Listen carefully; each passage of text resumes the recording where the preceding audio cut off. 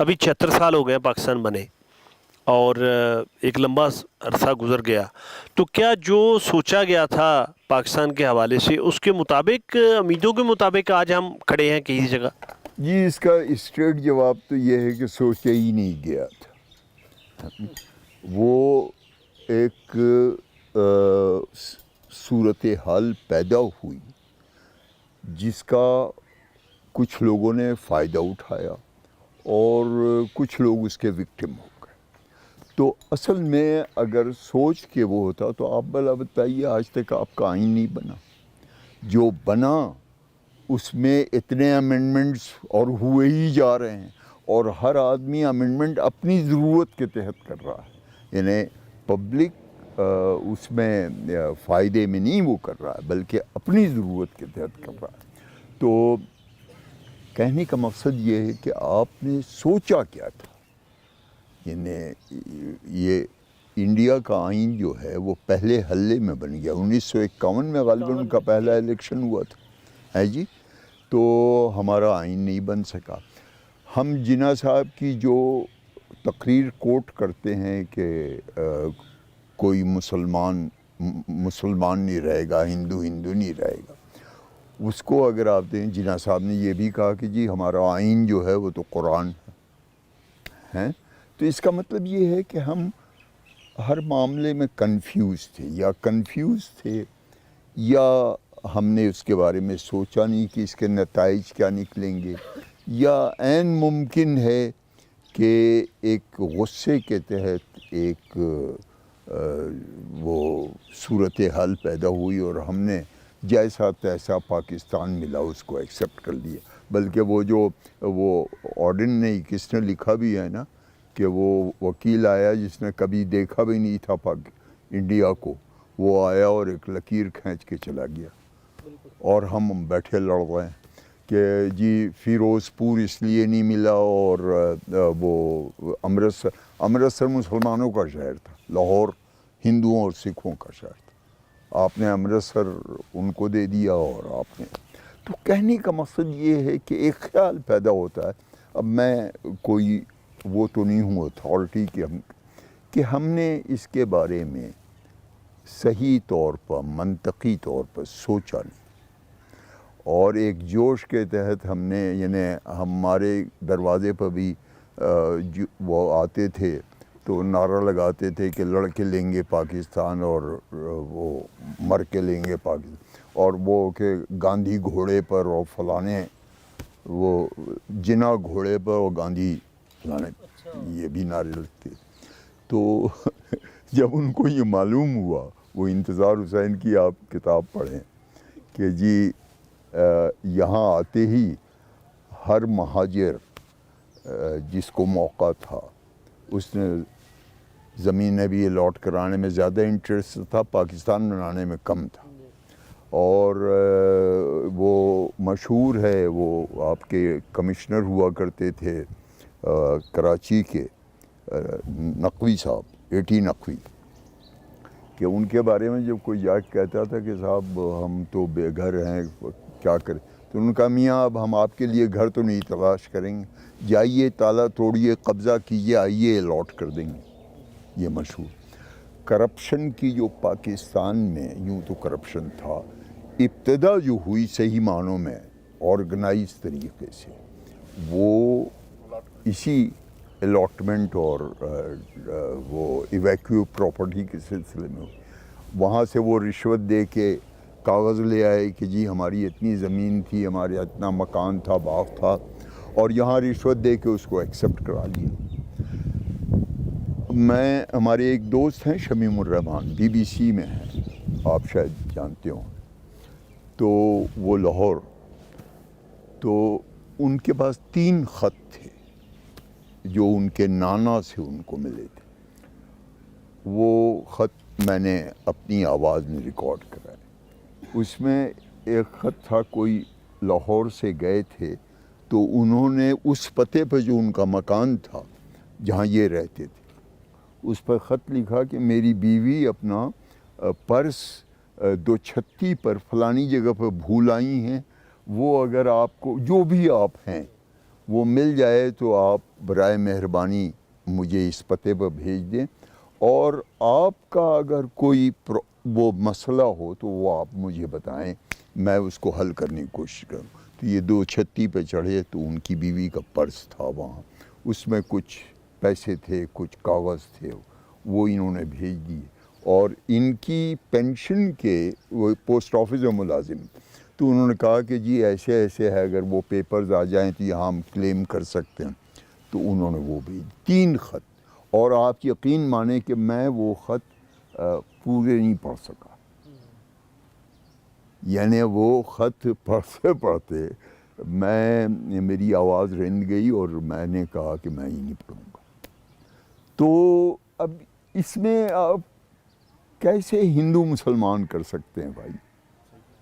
یعنی آپ مجھے بتائیں، یہ تو ایک صورتحال ایسی پیدا ہو گئی جس کے وہ لوگ وکٹم، وہ وہاں وکٹم ہو گئے، ہم یہاں وکٹم ہو گئے۔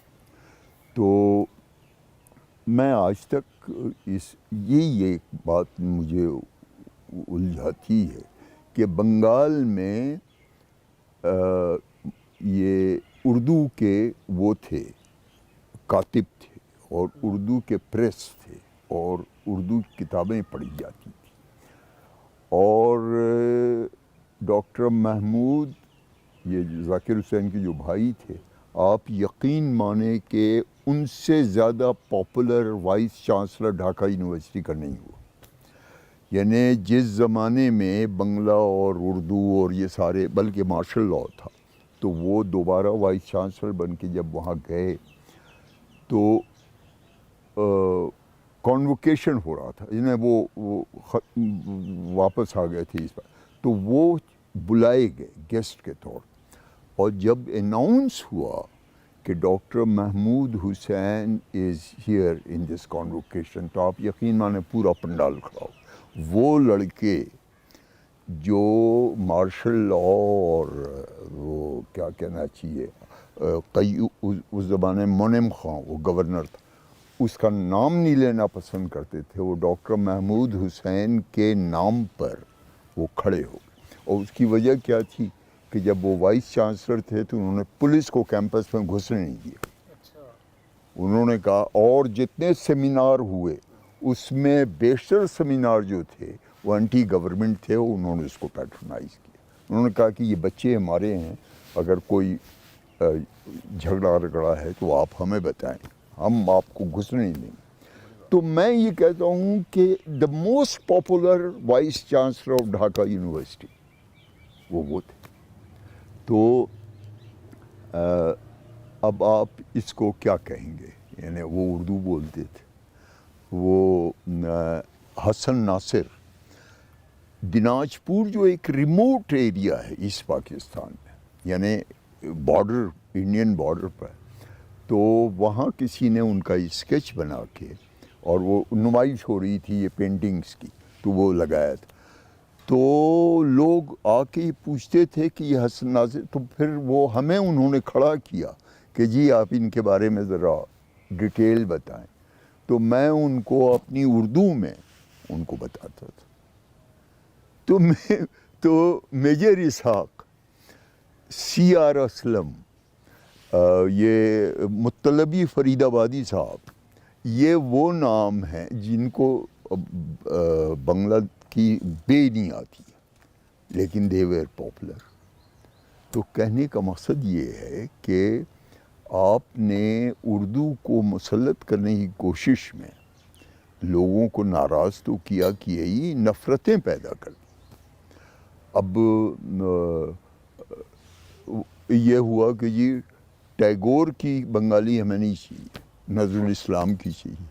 اچھا سر، آپ کی کتاب کے حوالے سے آپ کا میں سمجھتا ہوں کہ بہت بیلنسڈ ویو ہے کہ آپ کے والد صاحب اور ایون آپ کے بھائی کا وہاں مرڈر ہو گیا 71 میں، لیکن اس کے باوجود آپ کے خاص نقطہ نظر ہے ایسٹ پاکستان سے بنگلہ دیش بننے کا، تو ذرا اس کو کس طرح یہ بنا آپ کا، اور کس طرح آپ کا یہ پوائنٹ آف ویو بنا؟ دیکھیے گون صاحب، اگر آپ کو کسی چیز کا جواز معلوم ہونا کہ یہ چیز ایسے ہوئی ہے یا یوں ہوئی، تو وہ اس کا نقصان یا فائدہ وہ آپ اس کو جسٹیفائی کر لیتے ہیں. مجھے بھی یہ معلوم تھا یا میں نے بھی یہ غور کیا کہ جو کچھ ہوا وہ بہت سارے خاندانوں کے ساتھ ہوا، اور جو کچھ بنگالیوں کے ساتھ ہوا وہ بھی ان کے بھی بہت سارے خاندانوں کے ساتھ ہوا. تو اس میں تو کوئی شک نہیں ہے کہ ذاتی طور پر ہمارا ایک بڑا پورا خاندان ہی ختم ہو گیا.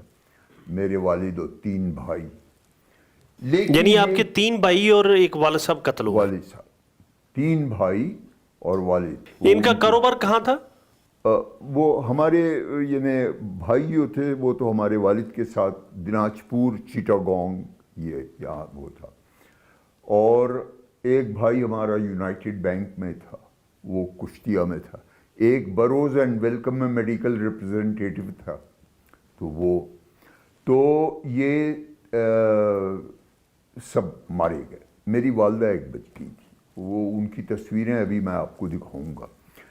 تو یہ ذاتی طور پر تو یہ ڈیفینیٹلی ایک بڑا ناقابل برداشت، لیکن مجھے یہ معلوم تھا کہ یہ ہوگا یا یہ ہونے والا ہے، یا بنگالیوں کے ساتھ یہ ہوا ہے، بہاریوں کے ساتھ یہ ہوگا. تو جب آپ کو، اب میری والدہ اکثر کہتی تھی کہ وہ جب اس کو میعادی بخار ہوا تھا تو اس میں کیوں نہیں مر گیا. یعنی ان کو اپنے بیٹے کی میعادی بخار میں موت جو ہے وہ تو سمجھ میں آتی تھی، اس طرح مر گیا یہ بات ان کی وہ جسٹیفائی نہیں کر سکی. تو یہ بالکل ایسے ہی ہے کہ آپ کو اگر یہ معلوم ہو کہ یہ وجہ ہے تو آپ کو صبر بھی آ جاتا ہے. میرا اگر زندگی کا کوئی المیہ تھا یا ہے تو وہ یہی ہے کہ مجھے یہ معلوم ہے کہ یہ ایسے ہوا اور اس کے ہم وکٹم ہو گئے، تو اس لیے میں اس کو جسٹیفائی کر لیتا ہوں.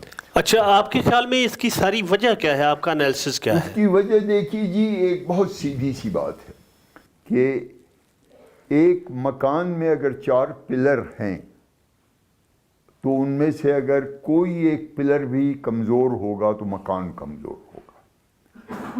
اگر وہ پلرز جو ہیں ان کو آپ مضبوط کریں گے تو مکان بھی مضبوط ہوگا. تو اسی طرح ایک فیڈریشن ہے، اس کے فیڈریٹنگ یونٹس اگر مضبوط ہیں، اگر آپ ترقی یافتہ ہیں تو وہ پورا فیڈریشن بھی ترقی کرے گا، وہ بھی مضبوط رہے گا، پراسپر بھی ہوگا. تو سب سے بڑی چیز جو ہے، دوسری بات یہ ہے کہ ایک گھر میں 4 فرد، 4 بھائی ہیں، ایک ماں باپ کی اولاد. اگر کسی ایک کے ساتھ یہ محسوس ہوا کہ ناانصافی ہو رہی ہے تو وہ گھر جو ایک ماں باپ کی اولاد سے بنا ہے اس میں تفرقے پیدا ہو جائیں گے، لڑائیاں ہو جائیں گی. تو اس کا سب سے آسان طریقہ یہ ہے کہ بھئی ان کو زیادہ سے زیادہ اپنے گھر میں اٹانومی دو، آزاد کرو. ان پر کوئی مسلط نہ ہو کہ بڑا بھائی یہ کہہ رہا ہے، چھوٹا بھائی یہ کہہ رہا ہے. تو جب وہ اپنے گھر میں آزاد ہوں گے تو پھر وہ آپ کی آزادی کی بھی حفاظت کریں گے. میں ذاتی طور پہ یہ سمجھتا ہوں کہ بنگال جہاں مسلم لیگ پیدا ہوئی، جہاں ہندو مسلم فساد 3 مہینے کے بعد شروع ہو گئے، یہ پاکستان کی شکست کے بعد، اس لیے کہ درگا پوجا اور رمضان ایک ساتھ پڑ گئے. تو ان کے یہاں اذان ہوتی تھی، ان کے یہاں وہ سنگ پھونکا جاتا تھا، لڑائیاں ہو گئیں. تو مسلمان تو تھے